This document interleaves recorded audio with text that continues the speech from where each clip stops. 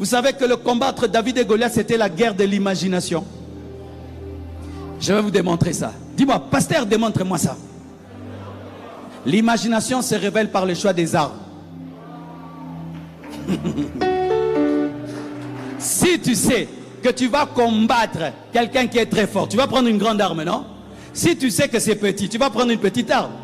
Quand ce sont les amuse-gueules, on utilise quoi? Les cure-dents. Mais quand c'est un gros morceau de viande, c'est un gros couteau. Quand tu sais que tu vas manger dans le futur une grosse viande, tu prends un gros couteau parce que tu t'imagines devant la grosse viande. Mais quand tu sais que c'est un bout de fromage, tu prends une cure-dent parce que tu t'imagines devant le bout de fromage. Regardez maintenant Goliath. Quand il doit aller se battre contre David, il a pris quoi? Un gros bouclier. Il a pris quoi? Lance, javelot, épée. Pourquoi? Parce que même s'il parlait qu'il était fort, dedans il avait peur de David. Je connaîtrai ta foi par les armes que tu choisis.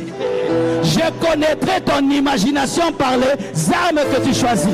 Mais regardez maintenant, lorsque David va aller combattre Goliath, l'imagination maintenant de Saoul, il lui a donné quoi? Un bouclier, une épée. Il essaie de dire, ah non, non, non, c'est trop lourd pour lui.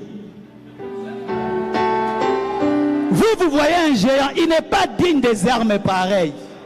Il enlève ça. Comme lui le voyait comme un chien. Il est allé prendre les armes contre les chiens. Il a pris les pierres et les bâtons. La preuve, Goliath lui-même dit, suis-je un chien?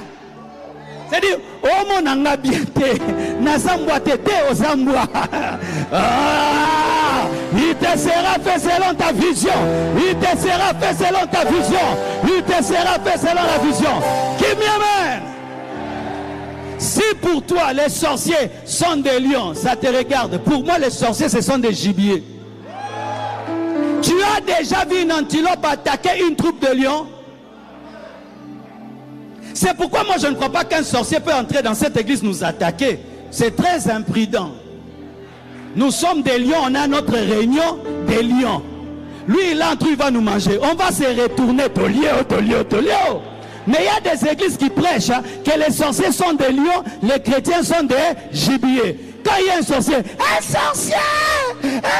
une église d'antilope. Nous ne sommes pas une église d'antilope. Si notre roi c'est le lion de la tribu de Juda, nous sommes quoi? Des lions de la tribu de Juda. Lion de la tribu de Juda. Lion de la tribu de Juda. Rugis. Lion de la tribu de Juda. Rugis. Lion de la tribu de Juda. Rugis. Si un sorcier vient dormir avec moi, qui est en danger? Lui ou moi? C'est lui qui est en danger. C'est lui qui est en danger. C'est lui qui est en danger. Entre Paul et le magicien, qui a frappé l'autre d'aveuglement? C'est Paul. C'est le magicien qui est en danger. Lorsqu'un magicien dit qu'il va te combattre, il est en danger. C'est une ceinture blanche qui dit qu'on remet ta ceinture noire. Tu es en danger. Comme David croyait qu'il était un chien, il prend la pierre parce que les chiens, c'est la pierre et les bâtons. Maintenant, Goliath lui dit, suis-je un chien pour que tu viennes vers moi avec des pierres et des bâtons? Il dit, je donnerai aujourd'hui, je te tuerai. Et David lui dit, toi tu viens contre moi avec des épées, avec des lances et des javelots. Moi je viens contre toi, pas avec des pierres, au nom de l'Éternel. C'est-à-dire quoi? Comme toi tu comptes sur tes armes, moi je compte sur Dieu qui est mon arme. Il a amené le combat dans la dimension des dieux. Goliath voulait amener le combat dans la dimension des hommes. David contre Goliath. Lui, il a amené le combat dans la dimension de Goliath contre l'Éternel. Malamoro Okufi. Goliath, quand il se battait, il se voyait. Mais David, quand il se battait, il voyait Dieu. Et il promet maintenant à Goliath, il dit, je vais te tuer et je vais couper ta tête. C'est quoi? La vision. C'est-à-dire que quand Goliath était debout, lui, il imaginait par terre et il se voit en train de couper sa tête. Pendant que tu es debout, je coupe déjà ta tête. Si tu crois que tu vas couper la tête de Goliath, tu dois le lui annoncer avant qu'il ne meure. Toboy ba prophétie makambo salaminde au lobby na monaki qui était la gros gagné na monaki que na leki na raboy ba problème. Annonce déjà que Goliath va mourir de quelle manière, hein? Avant qu'il ne tombe, on croira que tu avais prophétisé. Regardez maintenant. La Bible nous dit, quand seulement Goliath marche vers David, David ne fait pas ça. Parce que si tu te bats contre un géant, on fait quoi? On fait de son mieux pour durer le plus que possible, hein, sur les rings. Même s'il va te taper, ma bétomba outé. C'est ça la stratégie de la guerre. Quand quelqu'un est plus fort que toi, s'il commence, toi tu recules. Toi tu ne fais que fuir. Toi tu fais que fuir. N'est-ce pas? Parce qu'il est plus fort. Parce que tu sais que ce gars, regardez la puissance de l'imagination. Quand Goliath marche, David court. Moi, nous allons boma. Osana molima suicide.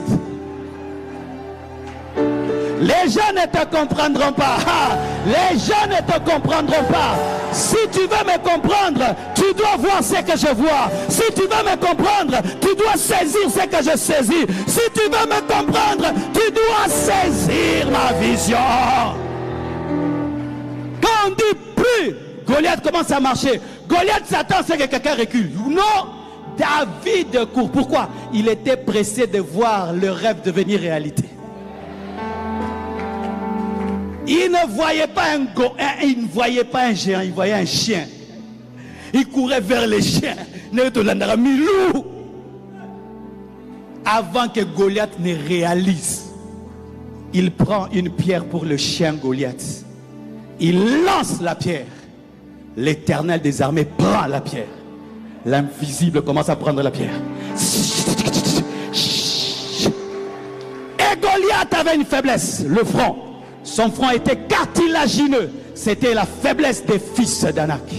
Et la pierre entre. Au lieu que Goliath tombe à la renverse pour respecter les lois de la physique, comme il avait insulté Dieu. C'était sa guerre avec Dieu. Il dit, petit, au quoi na l'icosité, au quoi na mbunzu. En français, il dit, tu ne vas pas tomber sur ta nuque. Ton dos, tu vas te prosterner. Il attrape une pierre au front. Au lieu de rentrer en arrière, il tombe pour se prosterner. Mort. Le combat est fini. Mais la vision n'était pas accomplie. David avait dit, je te couperai la tête. Mais il n'avait pas d'épée, il a promis de couper la tête. Vous savez pourquoi? Il se voyait prendre l'épée de Goliath pour le tuer pendant que lui avait l'épée. Il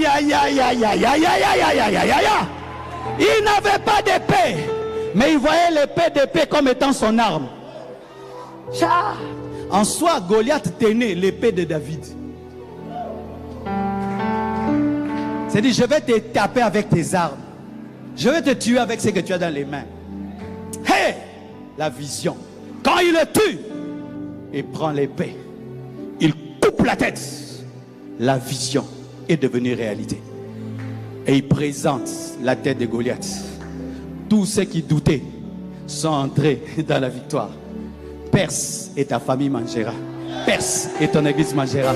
Perse et tes amis ne croient pas. Ils vont entrer dans ta victoire. C'est pourquoi tu dois vaincre. Hein? Tu dois vaincre parce qu'il y a une armée derrière toi. Parce qu'il y a une famille derrière toi. Il y a une nation derrière toi. Il y a un pays derrière toi. Il y a des hommes derrière toi. Il y a des pauvres derrière toi. Tu dois atteindre ta vision. Tu dois atteindre ta vision. Parce qu'il y a une armée qui compte sur toi. Tu dois atteindre ta vision. Oh Jésus, frères et sœurs, si seulement ce que je viens de t'enseigner aujourd'hui entre dans ton esprit et fait partie de ta vie, tu vas commencer à voir des résultats avec une vitesse. Car la plupart des temps, nous disons à Goliath, je vais te tuer. Mais quand il s'approche, on fuit. Nous disons à Goliath, tu vas voir. Quand il s'approche, hé maman, si tu as vu, avance. Si tu as vu, cours. Si tu as vu, annonce ce que tu as vu. Si tu as vu, révèle aux autres ce que tu as vu. Avant qu'ils ne voient, parce que tu crois que c'est fait. Frères et sœurs, la puissance de l'imagination. Fais de toi un homme enceinte, une femme enceinte, des rêves. Des fois, tu peux avoir des jumeaux, des triplés, des quadruplés, des septuplés. C'est pourquoi les hommes de vision ne perdent pas leur temps à se battre dans des choses charnelles parce qu'ils doivent protéger leur grossesse. C'est pourquoi quelqu'un qui n'a pas un rêve, il veut te distraire, dit je n'entre pas dans ces bassesses-là. J'ai des choses à inventer. Une femme qui est enceinte et qui est là en train de pousser les bébés, elle a le temps de critiquer, elle a le temps de me parler des gens, elle est concentrée parce que sa vie est en danger. Lève tes mains, commence à prier. Oh, merci Père pour ta parole. Merci Père pour ta parole. Merci Père pour ta parole.